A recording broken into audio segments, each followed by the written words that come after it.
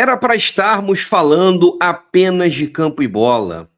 Mais um Fla-Flu no ano, uma possibilidade de se aproximar do líder Palmeiras, depois o confronto pela Libertadores.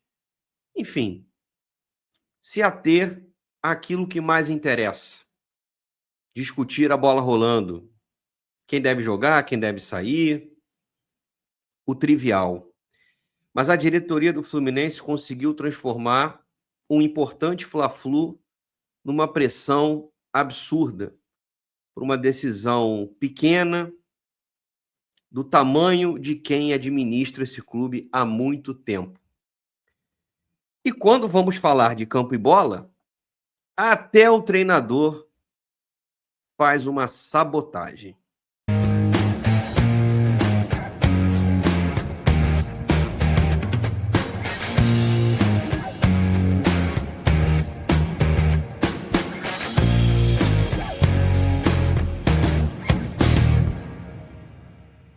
Você pode me ajudar aqui nesse vídeo deixando o like e também fazendo a sua inscrição, além daquela hypada que é muito importante também.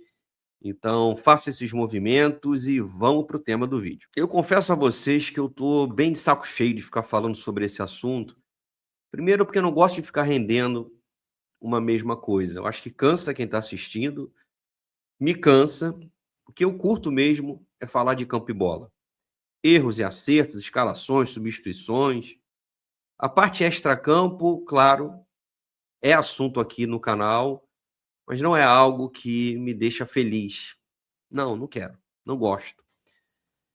Mas a gente não pode deixar um absurdo que ocorreu na última quinta-feira, dia 9, passar incólume.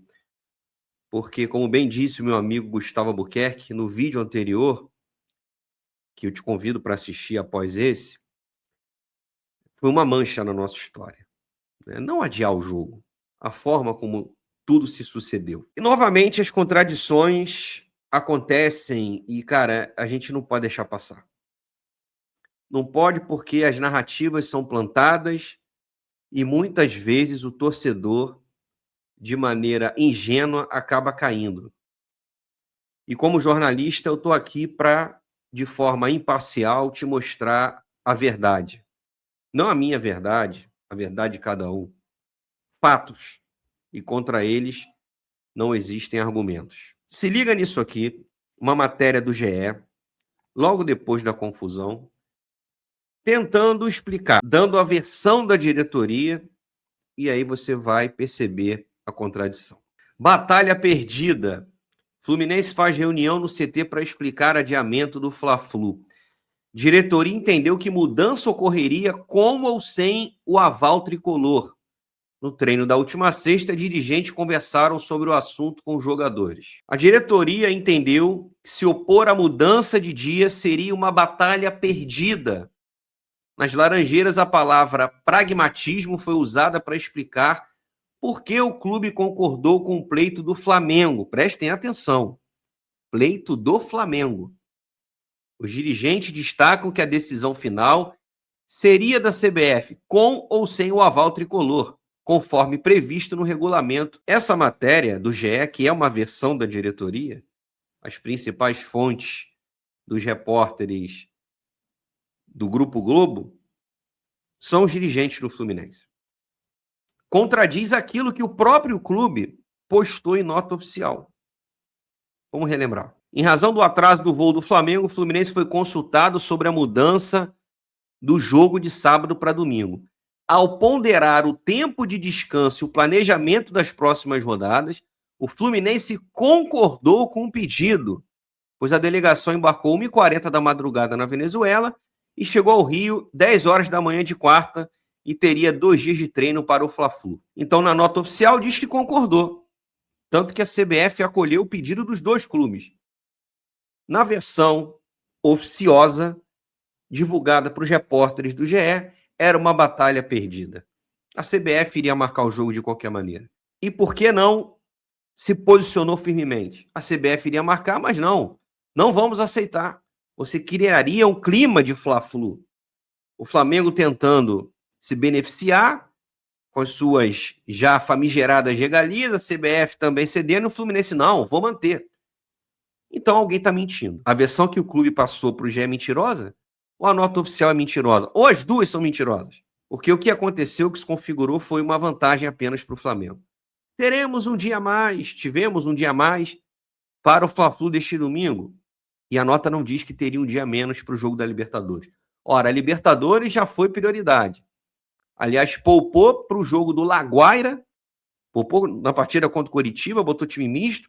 Antes, contra o Palmeiras, brigando para ficar ali na ponta da tabela, também poupou. Não conseguiu vencer os 2 jogos. Para a Libertadores. Agora a Libertadores é ignorado. Vamos focar só no Fla-Flu? De novo, cara. A dificuldade que essa gestão tem de entender que nem todo mundo é idiota. Subestimam a capacidade intelectual da torcida do Fluminense. Até quando? E nessa reunião teve um detalhe muito importante, a comunicação aos jogadores. Essa folga de domingo já estava programada para eles há semanas. E é óbvio que os caras não gostaram. Olha, o incômodo que alguns atletas do elenco, por perderem a folga que teriam no domingo. Na atividade da última sexta, o diretor-geral do clube, Mário Bittencourt, e o diretor de futebol, Paulo Angione, se reuniram com os atletas para explicar os motivos da diretoria. Os motivos da diretoria para os atletas, dessa vez o GE não conseguiu apurar. Você não vai conseguir levar jogadores de futebol de clubes grandes, mimados, só no papo. Vocês vão perder a folga, hein? Como é que você vai compensar? É muito óbvio. Eu não tenho a menor dúvida de que o Mário prometeu um bicho gordo caso o Fluminense derrote o Flamengo. E verdade seja dita, salvo raras exceções, o Fluminense enfrenta o Flamengo sempre como se estivesse comendo o último prato de comida. A final de um campeonato. A diferença de mobilização de Fluminense para Flamengo é muito grande e é por isso que o Fluminense consegue igualar, pelo menos nos últimos anos, desde que essa gestão assumiu, a diferença no confronto geral. É muito equilibrado o Fla-Flu, desde que o Mário, porque o Mário, nesse ponto, ele é parecido com Eurico Miranda, ex-presidente do Vasco, de entender o Fla-Flu como uma final de campeonato. Era assim, Vasco e Flamengo na época do Eurico. A única semelhança também, ele é mais similar a um Euriquinho da Shopee. Nesse ponto, ele consegue motivar os jogadores, mas como colocar os caras felizes depois de perder a folga? Eu não tenho dúvida. Vai abrir o cofre para poder mobilizá-los e tentar fazer o jogo da vida. Porque se o Fluminense não ganha no Flamengo, a pressão que já é absurda, provocando cancelamentos de ingresso, de voos, talvez até processos para o clube. Ou seja, não é a torcida que está lesando o clube, e sim os dirigentes por conta dessa medida absurda e medíocre. Então pode ser que os jogadores atuem com um nível de concentração muito mais elevado e o Fluminense até vença o Flamengo para minimizar toda essa celeuma, visando também o jogo de quarta-feira, importantíssimo. O Fluminense não pode nem pensar em empatar com o Independente Rivadavia, segunda rodada, depois de empatar lá com o Laguaira, o jogo do Rivadavia aqui no Maracanã. E por falar em mobilização, o volante Hércules deu essa declaração aí. Fla-Flu é muito bom de se jogar, é um jogo disputado, o jogador tem sempre que estar focado, mas contra o Flamengo tem que estar muito mais, foi o que eu falei. Isso é incutido na cabeça dos atletas. Porque a gente sabe que é um jogo difícil, quando é Fla-Flu todo mundo fica ansioso, é muito diferente. Eu acho muito bom, é gostoso de jogar. É quase um jogo de Libertadores, afirmou o Hércules. Mas se jogarem como enfrentaram o Laguaira, se for um jogo de Libertadores como nós vimos, nós estamos lascados, né? A derrota vai acabar sendo consumada. Mas, de novo, acredito sim que o Fluminense vai pelo menos demonstrar muito empenho para esse clássico. Já o faria, independentemente de qualquer coisa. Não dá para negar que o Fluminense encara o Flamengo de uma forma distinta, como o Hércules bem colocou. E com esse possível bicho gordo, importante, por ter tirado a folga dos caras e repetindo, jogador de futebol hoje em dia é mimado pra cacete, pelo menos dá uma amenizada. Joga no domingo, ganha, que vocês vão se dar bem depois. O que vocês acham? Se a diretoria do Fluminense foi bunda mole, a do Palmeiras não. Essa nota oficial foi difundida em todas as redes sociais do clube paulista. E ela disse isso aí, galera. Vamos acompanhar. A Sociedade Esportiva Palmeiras sempre se pautou pelo absoluto respeito aos processos estabelecidos discutindo e defendendo seus direitos juntos às esferas competentes de forma reservada e responsável. Eles criticam ali o julgamento do Abel Ferreira e fala sobre o Fla-Flu, olha, com adiamento tá insatisfeita com o adiamento por parte da CBF da partida entre Flu e Flamengo. Por fim, manifestamos também o nosso descontentamento com a decisão da CBF de acatar o pedido do Flamengo para a remarcação do jogo contra o Fluminense de hoje, dia 11, para domingo, dia 12. Não nos cabe entrar no mérito do pleito, é necessário questionar, contudo, por que somente um clube tem a sua solicitação atendida, enquanto outras equipes vêm tendo pedidos similares sistematicamente rejeitados pela entidade. Em um calendário reconhecidamente desafiador, todos os clubes enfrentam dificuldades logísticas, incluindo o Palmeiras, e por isso é essencial que haja imparcialidade e transparência em decisões que podem impactar o campeonato. O Palmeiras não está defendendo o Fluminense aqui não, mas fez aquilo que os dirigentes tricolores deveriam fazer. Prezar pela instituição, defender os interesses do clube e não servir de capacho, de vassalo do Flamengo. Algo que o Fluminense já tem sido há algumas décadas e se intensificou depois que o Mário Bittencourt assumiu a presidência. Aceitou passivamente esse papel de cachorrinho, deve estar ouvindo a música da Kelly Key até hoje, o presidente de direito e o de fato. Mas vamos falar de campo e bola, né? Será que melhora? Até nisso, o Fluminense arruma um jeito de nos irritar. Tá lá no GE, a escalação do Fluminense, Zubeldinho indica a força máxima no Fla-Flu, mas testa Serna no ataque. O colombiano treinou no lugar de Savarino e pode ser titular no Clássico. O treinador argentino manterá a base dos jogos importantes da temporada. A matéria diz que o Serna treinou no lugar do Savarino durante boa parte da atividade. O Savarino também foi titular em alguns momentos, mas é cedo para cravar que o colombiano vai começar jogando a tendência e escalação parecida no jogo do Laguaira. Basicamente a mesma dúvida entre os dois.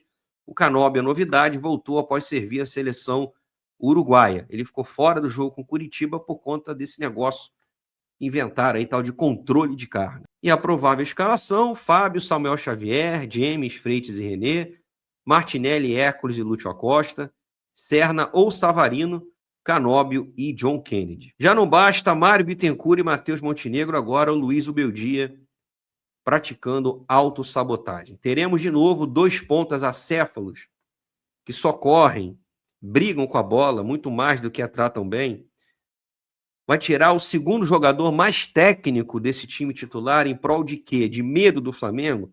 Para ter dois corredores pelos lados? E por que o Canóbio é titular absoluto, cara? Eu não consigo entender de verdade, cara.